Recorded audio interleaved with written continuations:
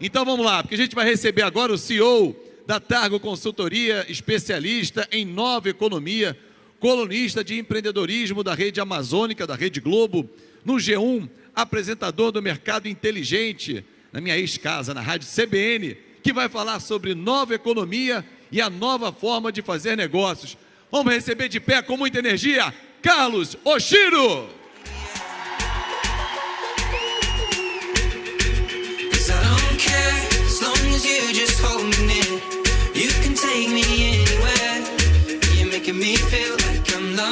Alô, Rio de Janeiro!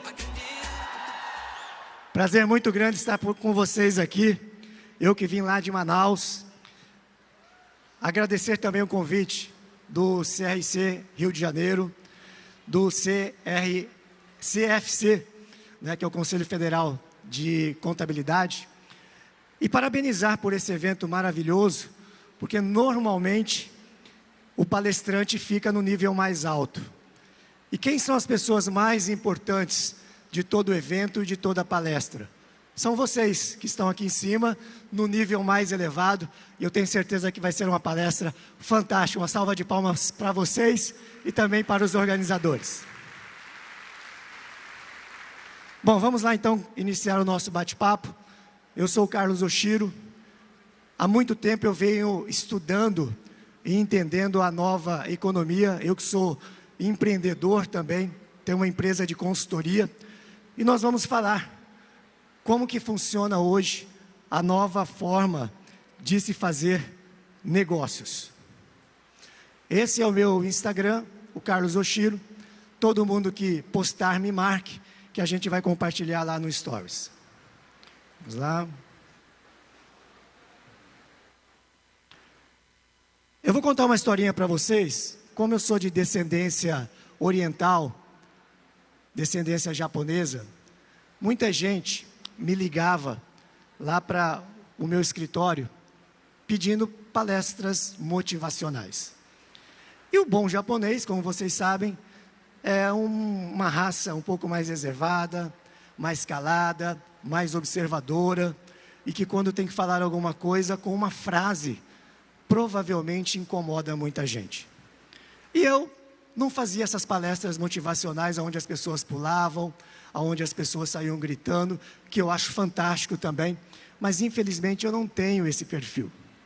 E daí surgiu uma grande oportunidade, até porque nós vamos falar aqui de oportunidades para vocês, e eu parei e falei, nossa, eu estou perdendo muito dinheiro, porque eu não tenho esse perfil, e as pessoas querem que eu faça uma palestra motivacional. E daí veio uma grande ideia, e eu me perguntei, por que eu não posso fazer uma palestra incomodal? Então eu vou pedir licença para vocês, para que nessa 1 hora que nós vamos estar aqui, eu possa incomodar você. O objetivo desses 60 minutos é fazer reflexões juntamente com vocês. Por quê? Porque nós acreditamos que... Deixa eu ver aqui... Estou com uma dificuldade aqui. Nós acreditamos que do incômodo vem a mudança. Toda vez que alguém tem coragem de falar algo para a gente, e normalmente é uma pessoa próxima, um amigo que a gente confia bastante, e nós temos a humildade de ouvir, mesmo que num primeiro instante a gente não concorde, você, a hora que deita na cama e coloca a cabeça no travesseiro, você faz essa reflexão. Então eu acredito que do incômodo vem a mudança. Então espero que esses 60 minutos possam incomodar vocês, para que amanhã vocês possam ter novas atitudes. Vamos lá.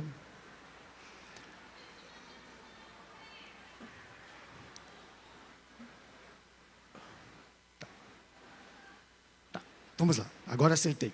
Mas o que é a nova economia? Pessoal, a nova economia é a nova forma de se fazer negócios. E essa nova economia, qual que é o grande desafio de todo profissional? Quando a gente diz profissional, nós incluímos empresários e colaboradores. Se a gente for resumir, nova economia é como se usa a tecnologia para se tornar o mundo das pessoas melhor. Nós já tivemos aqui a palestra do Altair, onde ele mostrou como que ele utiliza o YouTube, que é uma tecnologia fantástica, para, primeiramente, tornar o mundo das pessoas melhor, porque o conteúdo que ele entrega lá está muito voltada, principalmente, para vocês identificarem as oportunidades como contadores ou qualquer outra profissão. Então, duas palavras são chaves na nova economia, que são tecnologia e pessoas. Dois pilares. Pilares esses que muitos de vocês que são jovens já nasceram com eles, porque já nasceram entendendo como que funciona a tecnologia. Na minha época, a televisão só funcionava em uma tela de tubo e não tinha nem controle remoto. Eu sou da era que a televisão era somente por seletor de canais, e quando as pessoas paravam na frente da televisão com a família, era para assistir a televisão. Vamos um pouco denunciar as idades de vocês aqui. Quem é dessa época que a TV era de tubo e só tinha seletor? Temos uma quantidade até expressiva dessas pessoas, né? Eu tenho 54 anos de idade, então já dei uma denunciada aqui na idade de vocês. Só que tem um porém, tecnologia sem pessoas também não funciona. E muitas pessoas, muita gente, infelizmente, utiliza a tecnologia para fazer o mal. Na realidade, tudo que a gente tem, a gente pode utilizar para o bem e para o mal. E a tecnologia que a gente prega aqui é a tecnologia que faz o mundo das pessoas melhor. E aí nós vamos falar sobre o primeiro pilar. O primeiro pilar tem a ver com o quê? A transformação digital. Então, quando nós falamos de tecnologia, nós entendemos que hoje existe uma transformação digital. E eu tenho certeza que muitos de vocês estão utilizando essa transformação digital nesse momento. Muitos tirando fotos, fazendo vídeos e utilizando isso para propagar esse encontro que nós estamos tendo aqui. Só que tem um porém, gente. A transformação digital, primeiramente, a gente acha que é nós aprendermos a tecnologia. Não é somente isso. A transformação digital está ligado à mudança do modelo mental. Não adianta eu entender a tecnologia, mas se eu não usar ela. E eu só passo a usar a tecnologia quando a minha mente se transforma. Quando eu aceito o que efetivamente estão me ensinando ou o que eu estou vendo. E a digitalização alavancou com a chegada da internet. Eu costumo dizer o seguinte: assim como teve o período antes de Cristo e depois de Cristo, com a tecnologia e com a internet, nós temos o período antes internet e depois internet. Faz sentido isso para vocês ou não? A internet, na realidade, mudou a nossa forma de viver, de produzir e de se fazer negócios e, inclusive, de se relacionar. Tem muita gente que fala, olha, a moçada está junto, ou então as pessoas estão próximas, mas estão usando a internet, ou então estão teclando ali no WhatsApp. Tem um lado bom e tem um lado ruim. Mas o quanto que essa tecnologia, chamada redes sociais, aproximaram as pessoas. Hoje eu tenho contato com amigos que eu estudei lá no primário, ou lá na faculdade, e que há muito tempo eu não tinha mais contato com eles. E o que é interessante dentro desse processo? Essa é a grande sacada. Quem conseguir enxergar que a internet descentralizou o poder de quem tinha muito dinheiro. No passado, dinheiro fazia dinheiro. Hoje, o que faz dinheiro é o pilar da tecnologia. E quem entende esse modelo de que com esse aparelhinho que você tem na mão, agora, nesse momento, você pode alavancar o seu negócio e pode, inclusive, virar uma marca com o seu nome, você decola. Para fazer uma transmissão de televisão no passado, ou para fazer qualquer tipo de comunicação em massa, Só tinha essa ferramenta quem era dono ou fazia parte de uma grande rede de comunicação. Então eu coloco conteúdos de empreendedorismo na rede amazônica, lá em Manaus. E até 3, 4 anos atrás, para a gente fazer uma transmissão ao vivo de qualquer lugar, tinha que ir um caminhão de televisão, subir uma antena, fazer uma conexão com satélite. E hoje, gente, qualquer pessoa pode fazer isso através do quê? Das redes sociais. E como eu disse para vocês que a internet mudou a nossa forma de ser e se relacionar, dentro do processo da internet, as redes sociais foi o grande divisor de águas da descentralização do poder. Porque hoje cada pessoa tem o poder de colocar conteúdos que podem resolver problemas ou podem ajudar pessoas a ganhar dinheiro, pessoas a emagrecer, pessoas a falar uma segunda língua. Então olha o poder que nós temos com a chegada das redes sociais. Aqui está um grande exemplo dessa descentralização do poder. E qual a oportunidade que existe hoje? Qualquer pessoa ou profissional pode virar uma marca. E sabe o que é interessante? Da noite para o dia. Na realidade, da noite para o dia é só uma forma de dizer, porque a jornada é um pouquinho mais longa. Só que antes, para você ter esse poder, ou você tinha que ser um artista, ou estar dentro de uma televisão, para poder propagar a sua imagem ou o seu conhecimento, ou você tinha que ser amigo do dono da televisão. Hoje, com esse aparelhinho que você tem aí na sua bolsa ou no seu bolso, você tem condições de se tornar uma marca. E muito provavelmente, eu estou aqui hoje, nesse palco, porque eu coloco conteúdos lá nas redes sociais. E eu me lembro muito bem. Quando o Facebook começou a transmitir ao vivo e dava essa possibilidade de você fazer lives ao vivo lá no Face, não estou nem falando de Instagram ainda. Eu falei, olha que oportunidade fantástica, porque eu sou de marketing. Eu sou formado em administração com pós em marketing. Quer dizer que quando eu tiver uma ideia, eu vou poder colocar isso de uma forma muito rápida, sem pedir permissão para ninguém? Sim. E eu comecei a fazer isso. Na época, eu perguntava para alguns empresários, clientes meus, e eu falava, o que você está achando desse conteúdo que eu estou colocando lá no Face? Muitos diziam o seguinte, tá legal, mas eu acho que eu não teria coragem de fazer isso. Bom, de uma forma educada, o que eles falavam? Tá ridículo, Chico. Você com esses seus cabelos grisalhos, nessa idade, né, fazendo isso lá na rede social. Primeiro que eles tinham medo até de postar fotos. E hoje, a coisa mais simples que tem é na rua, você está fazendo selfie, você está fazendo vídeos, coisas que no passado era algo de maluco.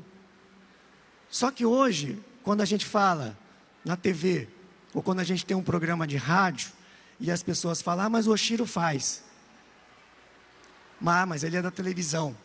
Só que vou dizer uma coisa para vocês. Para eu chegar lá e colocar conteúdos dentro de um jornal da Rede Globo, eu tive que pagar mico para os outros, porque para mim era a coisa mais natural e uma grande oportunidade, eu tive que pagar esse possível mico para chegar onde a gente está. Então, qual é a mensagem que eu deixo, pessoal? Cada um de vocês que estão sentados aqui, amanhã ou no ano que vem, podem estar aqui no meu lugar. Só depende de quem?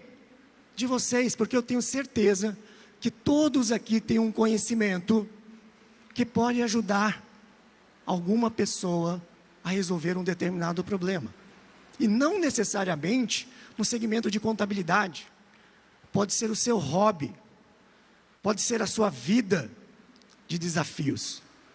E aí tem uma frase do Paulo Vieira, que eu vou replicar aqui para vocês, e ele diz o seguinte: quem tem medo do ridículo, nunca vai enxergar o extraordinário. Então, eu costumo dizer o seguinte, né, para algumas pessoas, que às vezes ainda tiram uma chacotinha. Enquanto a caravana passa, os cães ladram.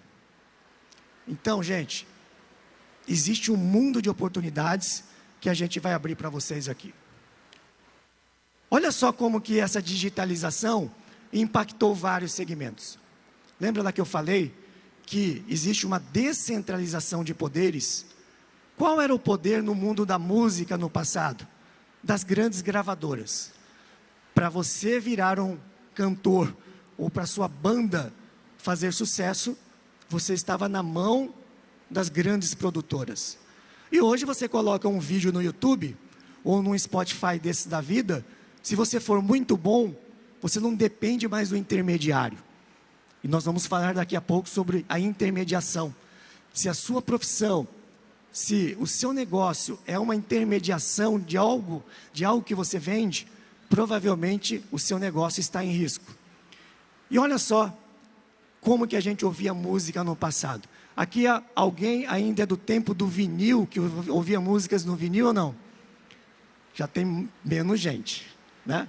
Então essa era a única forma da gente ouvir música. E a gente tinha que comprar um LP, long play, aí tinha os compactos, que para ouvir uma ou duas músicas, você tinha que comprar uma coleção de 12, 13 músicas. E aí veio a fita cassete. Alguém aqui da época da fita cassete ou não? Já aumentou um pouquinho mais, né? Que a gente ficava gravando música na rádio FM e o locutor falava em cima, né? E você falava, nossa, por que ele foi falar logo agora? Veio o mundo dos CDs, só para você ter uma noção, lá em Manaus existia uma fábrica chamada Videolar, que fabricava CDs, DVDs, VHS. Sabe o que essa fábrica, que já foi vendida, fabrica hoje? Tampas para garrafas PET. Olha que maluquice. Por quê? Porque ninguém mais compra CD, gente. Ninguém mais compra DVD. E aí, depois da era do CD, vieram os mini-discs, que não emplacou muito aqui. Foi lançada no Japão, mas lá deu bastante certo, mas não chegou aqui até as nossas terras. Foi muito pouco vendido. Depois vieram os iPods, e os iPods, por incrível que pareça, digitalizou a música. E o iPod foi o grande produto que fez com que a Apple saísse do buraco. Quando a Apple lançou o iPod, eles começaram a colocar a música em um formato intangível. E hoje, chegamos no mundo dos streamings, aonde você deve ter uma conta no Spotify, no Deezer, nos Musics da vida, e por um valor de um CD mensal, você tem acesso a toda a diversidade da história da música no mundo. Isso quer dizer o quê? Tudo que é tangível, hoje está se tornando intangível. Tudo que era no formato tangível, em forma de matéria, hoje ela está se digitalizando. E o questionamento que eu deixo incômodo é o seguinte: será que o que eu faço hoje, será que o que eu vendo hoje, ele vai ser digitalizado? Aqui está uma prova viva do que aconteceu no mundo da música. E agora vamos para o mundo dos DVDs. DVDs que, se a gente olhar 5, 6 anos para trás, vocês se lembram como que funcionava a jornada do cliente em relação a ter um filme para assistir em casa? Como que funcionava essa jornada? A jornada era de que forma? Você saía da sua casa, ia até uma locadora, rezava para esse filme estar lá, alugava, voltava para casa, tinha 2 dias para assistir. E depois você voltava para devolver o DVD, e se atrasasse mais de um dia, você ainda pagava multa. Isso para não dizer na época do VHS. Alguém da época do VHS aqui ou não? Aonde, se você não rebobinasse, você ainda pagava um valor a mais. Então, hoje, olha só que fantástico, Hoje, você tem condições, na realidade, de ter um acervo de milhões de filmes, de toda a história da indústria cinematográfica, no conforto da sua casa, pagando um valor de uma locação. E esse fenômeno, essa mudança, acabou tirando de cena as locadoras de DVDs, inclusive a poderosa e famosa Blockbuster. E aí chegou o Netflix, chegaram as outras empresas que fazem com que a nossa vida se torne melhor. Lembra lá que eu falei? O que é nova economia? É como você utiliza a tecnologia para tornar a vida das pessoas melhor. Obrigado.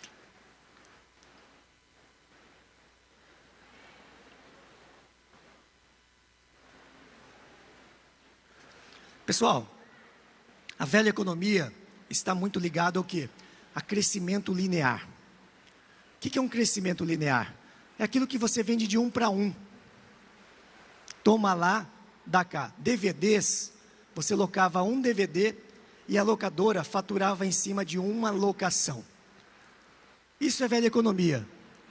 Traduzindo o que é crescimento linear, é o seguinte: na velha economia, o diferencial é o capital. Quem mais tem dinheiro, ou quem mais tinha dinheiro, mais vantagem competitiva tinha. E com o capital, você comprava tecnologia, pessoas e estrutura. Faz sentido isso ou não? Quem tinha muito dinheiro no passado, tinha uma vantagem competitiva muito grande. E até para abrir um negócio, você tinha que ter um capital inerente a essa situação. E na velha economia, para você aumentar o faturamento, você aumenta os custos. Então, é mais ou menos assim. Para o Walmart aumentar o faturamento, ela precisa abrir um supermercado com toda aquela estrutura gigantesca. Para a Amazon aumentar o faturamento, ela precisa contratar 2 servidores. Olha a diferença que existe em termos de estrutura de custos, quando a gente começa a enxergar as oportunidades da nova economia. Quando a gente vai para a nova economia, o crescimento é exponencial. E crescimento exponencial quer dizer o quê?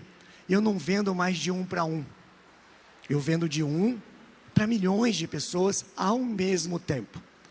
E quando você aumenta o faturamento na nova economia, os custos continuam baixos, que é o exemplo que eu dei do Walmart com a Amazon. E aí, como que funciona a conta, né? Contador gosta muito de contas. Crescimento exponencial, o grande diferencial é a tecnologia. Então sai capital, que era o que mandava no game no passado, e entra tecnologia. E quando você entende de tecnologia, ou investe em tecnologia, o que acontece? O capital que você tem é aquele capital que você tira com relação ao investimento que você tem em tecnologia. Então você diminui valores em termos de tecnologia, diminui investimento em estrutura e diminui investimentos em pessoas. Opa! Apareceu pessoas aí. Oshiro, quer dizer então que os empregos vão diminuir? O que vocês acham? Já está diminuindo, né, gente? Eu já tive uma pizzaria e eu me lembro que o meu departamento de delivery era enorme. 10 telemarketings, 10 sistemas, 10 computadores, 10 linhas telefônicas. E sabe quantas pessoas hoje têm um delivery de pizzaria? Uma, no máximo. Porque o iFood acabou fazendo toda essa substituição de gente. E aí eu trago para você os 6 Ds da exponencialização. Até porque, o que é crescimento exponencial? É aquilo que eu vendo em larga escala e tenho custos menores. E os 6 Ds estão ligados ao quê? Primeiramente, a digitalização, que a gente já falou um pouco, e tem a ver com a transformação digital que nós passamos. Tem a ver com a fase da decepção. tem a ver com a fase da disrupção. Disruptura é uma palavra muito utilizada hoje. O que é disruptura? É aquilo que nasce amanhã e acaba com o segmento literalmente da noite para o dia, assim como aconteceu com o mercado de filmes. E aí você tem a fase da desmaterialização, porque você não tem mais, de repente, lá os tocadores de DVDs, nem de Blu-ray. Falando em Blu-ray, quanto tempo durou o Blu-ray? Blu-ray, pessoal, demorou 1 ano. Porque quando o Blu-ray estava decolando, entrou a Netflix e matou, né, um segmento que já estava em formação. E aí você tem a fase da desmonetização e você tem a fase da democratização. Se vocês tiverem que levar algum insight dessa minha palestra, são esses 6 Ds, que é do Peter Diamandis, que é o criador da Singularity, que é a maior empresa de educação executiva que fica na Califórnia e que está muito ligada à disruptura. Então, de uma forma rápida, digitalização, que é o primeiro. Vocês vão perceber o seguinte: áudio, imagem e texto, hoje tudo está digitalizado. Então, quanto mais você digitaliza, mais você consegue escalar o seu negócio, o que você vende, e mais você consegue exponencializar. Só que é o seguinte, todo o processo de disruptura e de inovação, você tem a fase da decepção. Vocês lembram desses celulares? Esse primeiro ainda, né, não era ainda compatível para uma pessoa física comprar. Agora, já aqueles tijolões da Motorola, né, que eram mais ou menos desse tamanho, e você tinha dificuldade até de colocar no bolso da calça, com uma bateria que durava no máximo 2 horas, o celular no início era uma decepção, porque era caro para comprar, era caro para pagar a ligação, né, e ao mesmo tempo as pessoas não tinham condições para ter um desses. E aí entrou a disrupção. Com a chegada do smartphone, e a Apple aí teve a coragem de matar o seu iPod, porque quando ele lançou o iPhone, ele matou o quê? Ele matou o seu iPod, que foi o que tirou ele do buraco. E aí, com a chegada dos smartphones, acelerou a digitalização. Por quê? Porque todos os produtos digitalizados passaram aí para dentro de um aplicativo que está aí dentro da sua bolsa. Só que para chegar na disruptura, existiu a fase da decepção. Então, pessoal, todo o processo de inovação, ela tem a fase da decepção. Não vai pensar que você vai abrir um canal no YouTube hoje, ou vai abrir um Instagram, e você vai bombar. Dá muito mais vontade de você desistir do que continuar. Isso vale para o mundo dos negócios também. Quem tem uma empresa de contabilidade, sabe o quanto foi difícil você fazer escala com relação aos clientes. Então, no início, é muito mais fácil desistir do que continuar. E aí a desmaterialização, gente, todos esses produtos estão aí na bolsa de vocês. Sim ou não? Câmera de filmar, lanterna, telefone, olha só que maluquice.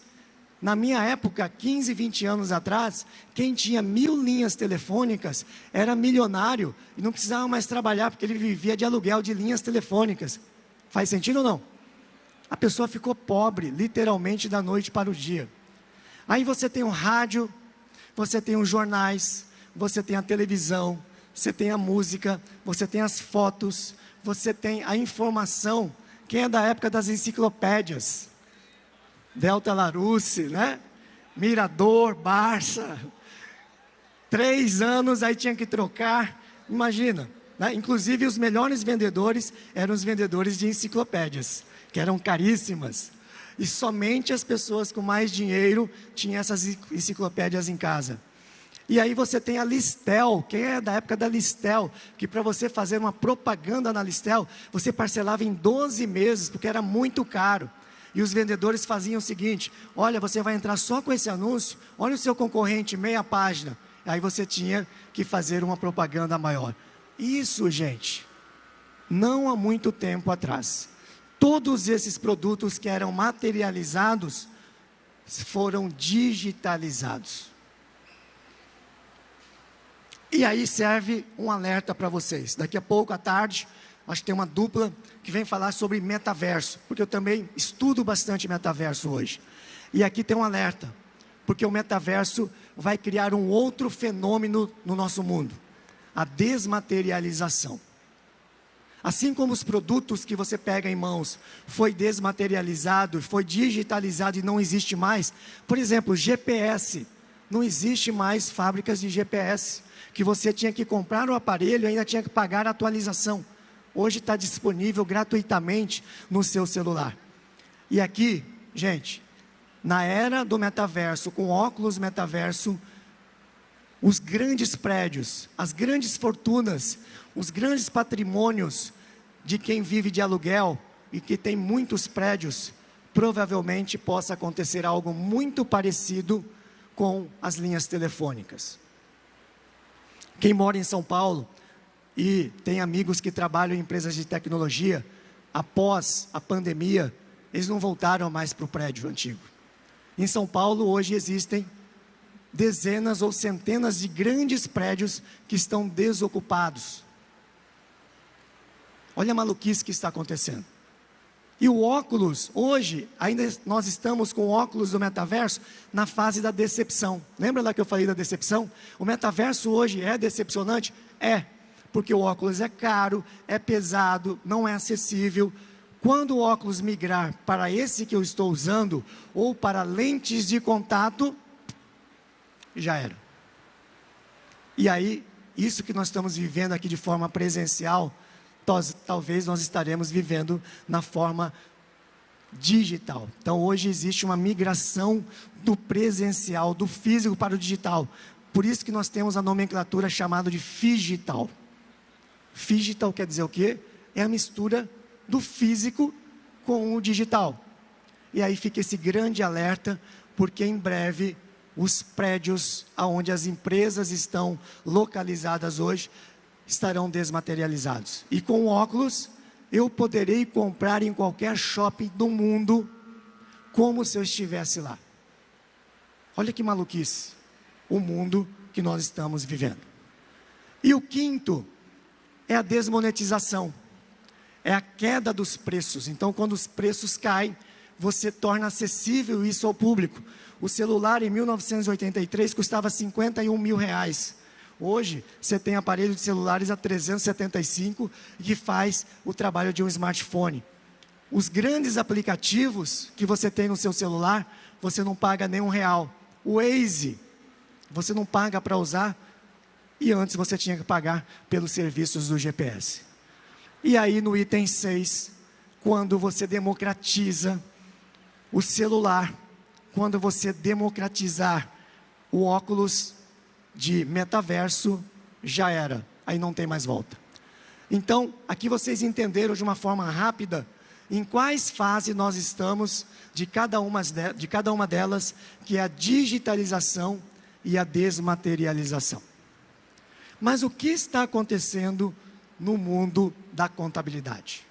O que está vindo por aí, que às vezes a gente não enxerga, ou que às vezes a gente não acredita? Lembram dos talões de nota fiscal ou não? Muitos aqui são da época dos talões, sim ou não? O que acontecia com os talões? Um grande mercado da indústria gráfica com relação à emissão e à produção desses talões. E lembra como que tudo era manual? Olha, a primeira via vai para o contador, uma das vias vai para o contador, a terceira via vai para o fiscal. Era aquela bagunça. E eu me lembro muito bem que eu queria morrer quando um colaborador errava a nota fiscal e tinha aquele monte de grampeados, né? Cancelado, cancelado, cancelado. Olha que doidice isso. E hoje nós temos a nota fiscal eletrônica, que você não precisa mais distribuir as vias, você não precisa mais pegar a via lá no seu cliente, e que também cruzam todas as informações. E aí existe uma grande ameaça, que nós vamos dizer daqui a pouco para vocês. Auditoria contábil, auditoria de grandes empresas. Você tinha uma pessoa física que ficava lá 6 meses, 8 meses, vendo os livros fiscais, vendo os livros de contabilidade. E hoje, nós temos o Big Data. Big Data cruza todas as informações. O Big Data ameaça a contabilidade, ameaça o segmento de advocacia, ameaça o segmento de medicina. Por quê? Porque as soluções, as informações, elas estão hoje lá na rede. Elas estão hoje lá de uma forma até muito barata para que você possa captar elas. E quais são as ameaças, gente, para a contabilidade hoje? É específico da contabilidade? Não. É específico de todos os segmentos. Principalmente no mundo do empreendedorismo. Porque o maior concorrente hoje das grandes redes, das grandes marcas e das grandes empresas, talvez seja um garoto de 18 a 23 anos que está em alguma garagem do mundo criando um aplicativo que pode matar o negócio da noite para o dia. E a grande ameaça do segmento, não somente da contabilidade, mas de muitos segmentos, se chama blockchain. O que é o blockchain? É um sistema paralelo, onde estão armazenadas as informações, veio um pouquinho aí da nuvem, aquilo que de repente você tinha que ter o arquivo morto da empresa, com todos os livros lá, e hoje essas informações de forma digital, provavelmente estão em alguma nuvem, que você não sabe nem aonde ela se encontra. E a blockchain, na realidade, é um grande sistema armazenadora de informações, de todas as informações, que começa também a o quê?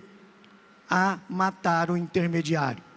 E quem são os segmentos, num primeiro momento, que sofrem esses problemas, essas ameaças? Cartórios. O que cartório vende, gente? Carimbo. É necessário hoje eu ir lá no cartório fazer uma transferência? Ainda é.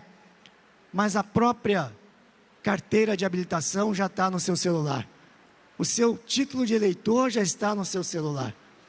E por que eu tenho que ir para um ambiente físico e pegar uma escritura que de repente o NFT já está substituindo?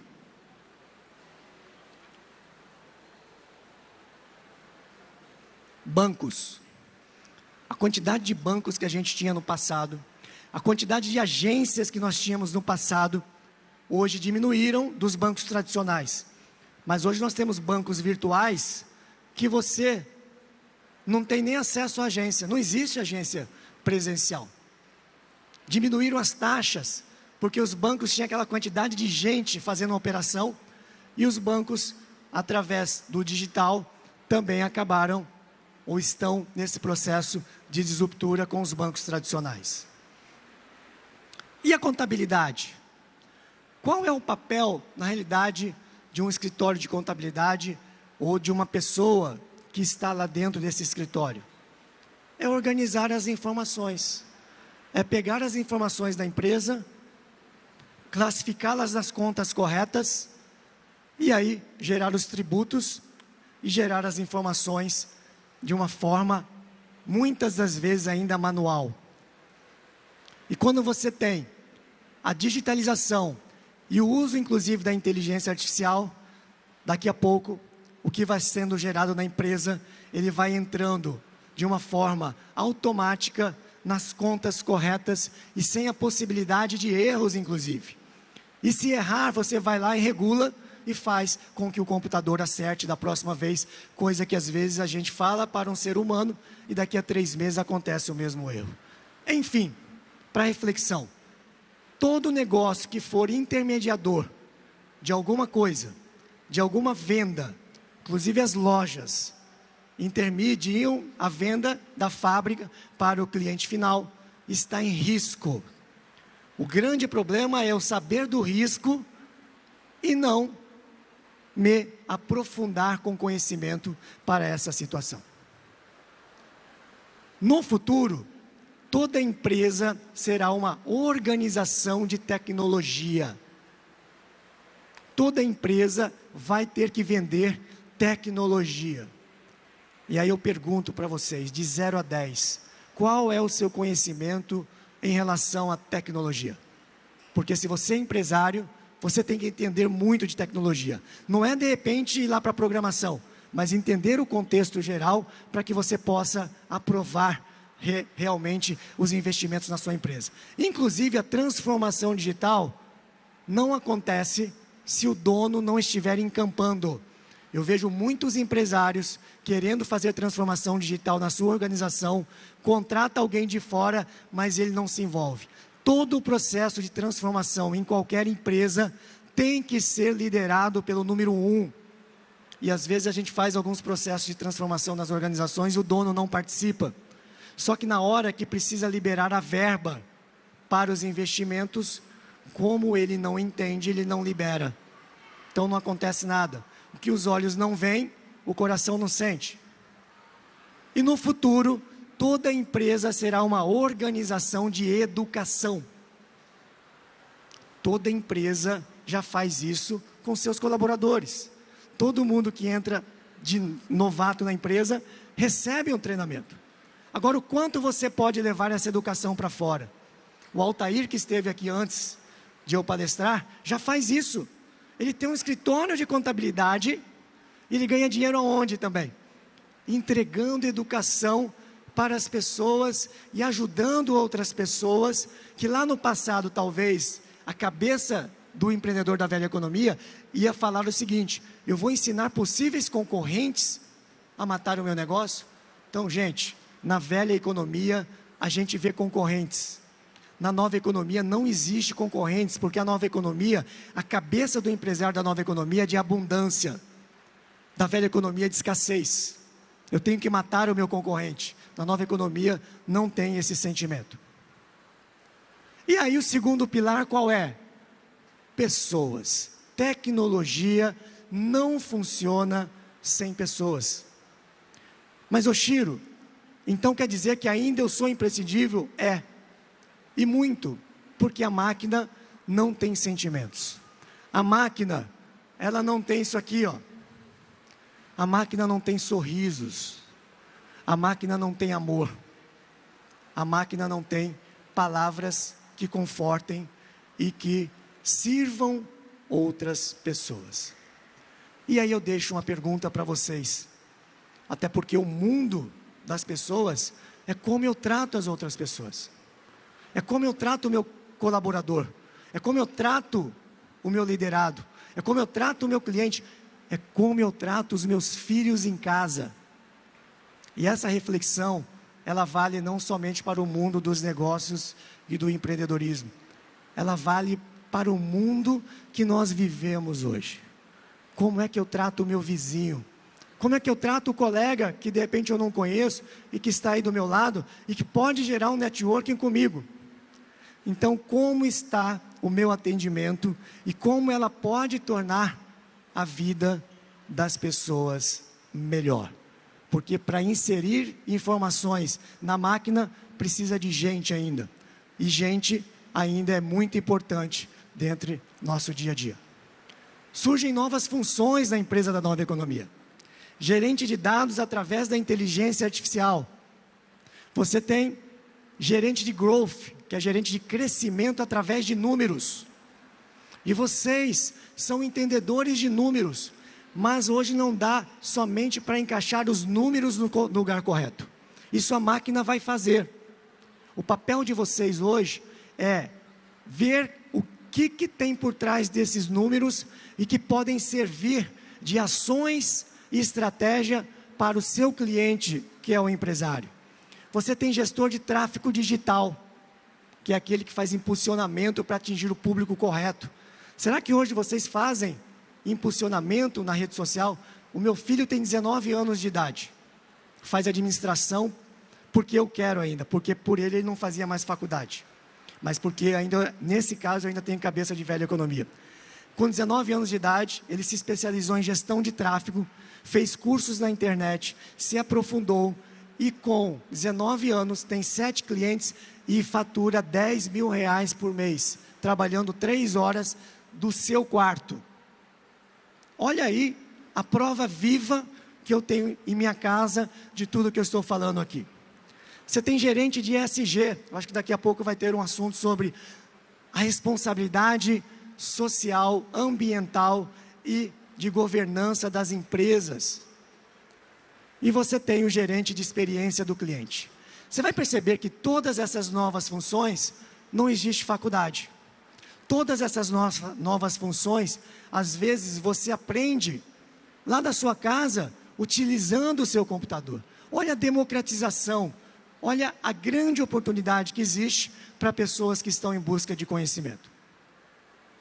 Então, gente, o marketing de hoje é menos olhar relatórios e mais interpretar sinais para enxergar as tendências. Aquele grande número de informações que o Big Data traz, que as pesquisas trazem, elas não valem de nada. O CRM, que inclusive as empresas da velha economia têm muito, elas não valem de nada se eu não souber o que fazer com esses números. Então hoje está muito em alta a pessoa que é cientista de dados, entende de tendências e diz para o empresário, vai caminhar para cá. Esses 6Ds que eu falei do metaverso é uma tendência. E tendência, quando você fala no horário errado, no tempo errado, as pessoas riem da sua cara. Mas lembre-se, todas as vezes que alguém fizer uma chacota de você, foi o que o Altair falou, lembre-se dessa frase. Quem tem medo do ridículo, não chega ao extraordinário. Enquanto os cães ladram, a caravana passa. Eu utilizo muito esse mantra, não tenham medo da exposição. Se você tem um conhecimento, vai lá e ajude outra pessoa. A pessoa que tira um barato de você, é aquela pessoa que queria fazer isso, mas não tem coragem. E aí quando você está em cima do palco aqui, palestrando, isso é possível, acreditem, aí as pessoas vão te aplaudir. E eu falei de marketing, mas vamos para a contabilidade. A contabilidade de hoje é menos olhar relatórios e mais interpretar sinais para enxergar melhores resultados. Então o contador, gente, ele não tem que só ser bom de números. O contador tem que entender para onde está indo o mundo dos negócios. Porque ele tem que dar consultoria de tendências através dos números para o empreendedor. Aí o jogo vira. Ele tem que ensinar o empreendedor a enxergar os números para diminuir os custos ou aumentar a rentabilidade. Por quê? Velha economia, foco em vendas e preço. Nova economia, foco em lucratividade e entrega de valor. Se você fica entregando só o balancete no final do mês, você está trabalhando somente a parte racional do seu cliente. Quando a gente vai para entregar novas oportunidades e conhecimento e tendências para o seu cliente, você começa a se tornar imprescindível para o negócio dele. E tudo que alavanca negócio vai para a parte emocional. E quem trabalha com o cartesiano, que é de profissões cartesianas, tem uma tendência a ir mais para o lado racional. Qual é o grande desafio? Vocês colocarem emoção na vida das pessoas. 85% das decisões de compras são emocionais. Só 15% são racionais. E a emoção a gente toca da seguinte forma: qual é a dor que eu resolvo do meu cliente, ou qual o prazer que eu prometo a ele? De uma forma muito simples, se você quiser alavancar o seu negócio, começa a entender de sentimentos, de emoções. E sentimentos e emoções a máquina ainda não consegue. Ainda não consegue. Somente nós conseguimos. Aí está a grande vantagem competitiva nossa. E eu quero deixar uma pergunta para incomodar você. Você que é colaborador, você que é empresário, você que é profissional liberal, você que é prestador de serviço. Você é especialista em quê? No que você é bom? Para colaborador, ser especialista em bom em algo é o seguinte: será que se eu for demitido amanhã, ou se eu sair dessa empresa amanhã para ir para outro lugar, alguém me substitui rapidamente? Porque se a resposta for sim, você não tem nenhuma especialização. Está fácil ser especialista hoje. E se você aprofundar a especialização, você vira autoridade. E quando você vira autoridade, você vem aqui para o palco. E depois da autoridade, você pode virar celebridade. E se você virar celebridade, as pessoas vão querer tirar foto com você ali fora. Mas não estamos falando de foto e nem de ego. Estamos falando de business, falando de negócios, falando de marca. Porque nunca esteve tão fácil ganhar dinheiro, gente. Acordem para isso. Todo mundo aqui pode ser uma marca. E eu pergunto para o empresário: será que a sua empresa sair amanhã do mercado, os seus clientes vão sentir falta? Trocaria você rapidamente? Talvez até por um valor menor, porque eu sei que fica essa guerra de preço. Lembre-se, velha economia, guerra de preços, voltada para vendas.